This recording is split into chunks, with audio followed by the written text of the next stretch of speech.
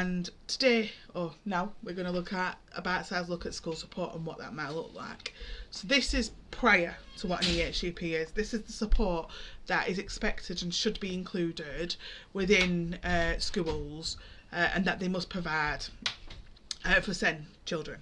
So it's not descriptive as such as saying that we have to provide very specific support provision for SEN children, but it's about how schools identified and what schools can do as their best endeavours to support children. We in the SEN code of the SEN code of practice. There's a whole chapter on schools and what SEN support must look like and what they must deliver, and how it's monitored, etc. So schools and identifying special educational needs. So all schools must have a clear approach to identifying and supporting children with special educational needs. All schools have a duty to identify and support our children with SEN. If a child's got SEN, they should be put on the SEN register. Also, there must be a SEN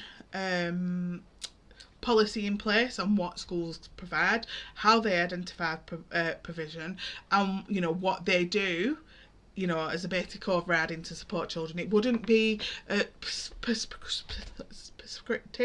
like it is in an EHC plan. Basically, it is a more broader idea of what could be delivered, and this is where the OAP, so the ordinarily available provision, comes in at SEN support, because this is the basics of what schools are expected to support, and this would be clearly within their SEN support document or policy. They should also have a local offer SEN support policy that they have, that identifies and shows how and what they can do to support children with special educational needs.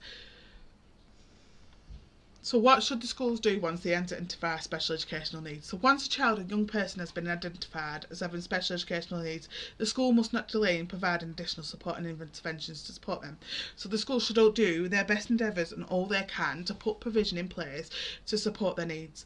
There are going to be situations when it's above and beyond the school's capacity, and we'll talk about that a bit later on. But in the first instance, the school must do all that they can to provide support and additional interventions to support children with special educational needs.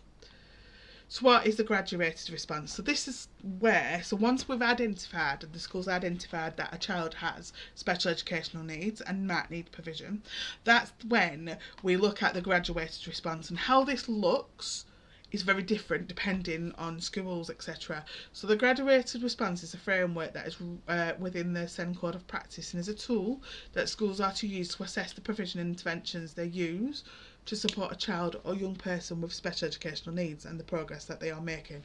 So the whole idea is we've identified that children have special educational needs. We are now understanding that child needs provision. And every single local authority or every single school will have a different way on how the graduated response data is collected, basically. So a child might have an individual educational plan. They might have a SAT plan, which is a support and achievement plan.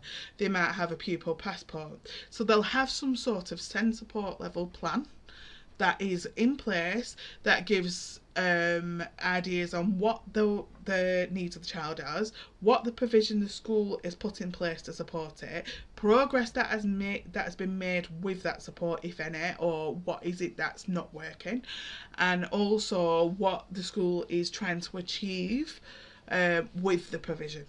And the schools must have this in place. Now, one thing to note at this stage is quite often local authorities will try and say that the schools must do at least so many terms or so many rounds of graduated response before an EHCP can be applied for. That's not lawful. The graduated response is a resource, a framework put into place for all schools to enable them and to make sure that all SEN children are being supported and progress is being monitored. Because progress of SEND children is not always going to be in line with the progress of other children. So it's really, really important that we are monitoring the progress of our children and ensuring that they are still making the progress, even if it is smaller step progress. And this is put in place for all schools, for all children that are on the SEND registers and that need SEND support. And it's not to prove that a child needs above and beyond what a school can do. It is there as a framework to ensure that all children are getting support and making progress, regardless of what level, whether it's EHCP, below EHCP, etc., a child is. It's to ensure that schools are doing their legal duty in supporting that child. So what of external professional input? So there is always going to be cases or a point when a school's done what they can. Their expertise, their resources, it's all been exhausted. A child's not making expected progress or the progress that was, needed. They're still struggling, and the provision that their school have available is not working. Or there's areas of need within the child that the schools, it's out of their remit. It's not, they don't know or have the experience or the training to be able to state this is the provision that's needed or these are the needs. Therefore then that's when we'd expect a school to then start asking for input from external professionals, and the school do have a legal duty to do that. They do have a duty to seek input from external professionals when they're not able to provide the support that's needed. So if a child's still struggling, a child's not making progress, or there's any grey areas or things aren't working and the school have done all of they can, or the school are feeling like this is out of our depth, they have a duty to seek support from external professionals, and that could be an educational psychologist, a speech and language therapist, an occupational therapist, anybody basically within specific areas that relate to the child.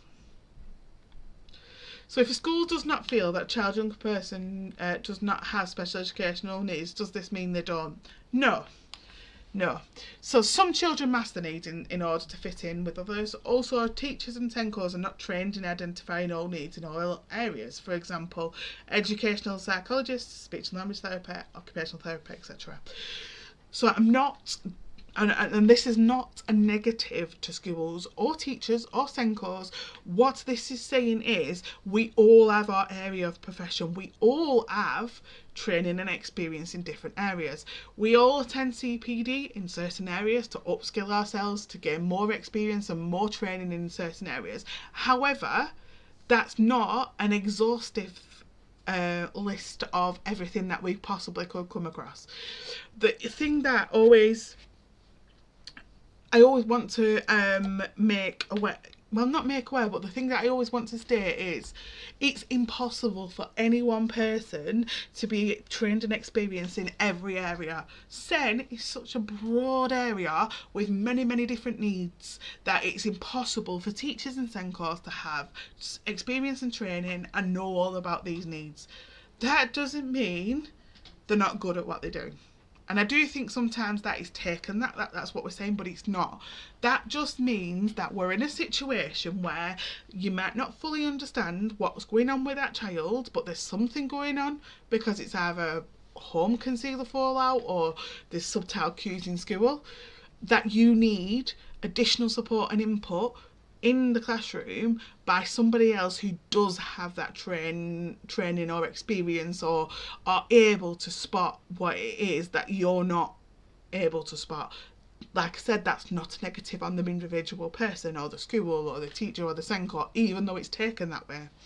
What we're trying to say is we need to ensure that when we are looking at identifying SEND support needs, that sometimes the teachers and SENCOs might not be able to see it, and that we do need people that have got more experience and training in certain areas that we might not have training and experience ourselves. So then that's when we need to, be looking at what it is that we need. What is it, you know, what area is it that we might not know about that this child could be struggling with, and that we need to bring a professional in to look at.